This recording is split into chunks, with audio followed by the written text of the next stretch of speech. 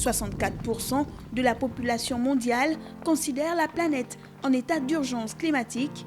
C'est peu de dire que le climat et la protection de l'environnement ont été au cœur de l'actualité ces derniers jours.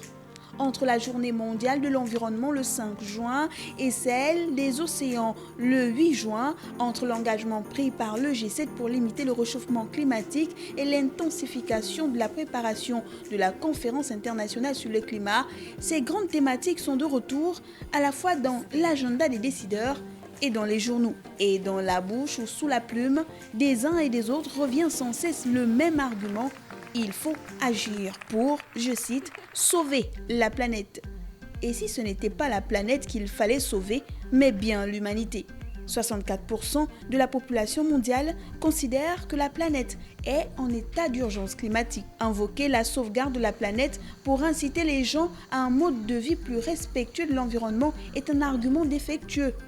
Ne pas expliciter qu'en ayant dépassé les limites de notre biosphère, nous mettons en péril la survie même de notre propre espèce s'avère une manière de fermer les yeux sur nos responsabilités et sur les défis qui nous attendent, expliquent certains experts. C'est interposer la planète entre nous et nos actions comme pour les masquer, en somme une façon étrange de nous extraire de notre écosystème et d'oublier que nous constituons l'une des cibles des changements globaux parce que nous sommes fragiles. C'est bien l'humanité qu'il faut sauver. La planète, elle, se sauvera toute seule.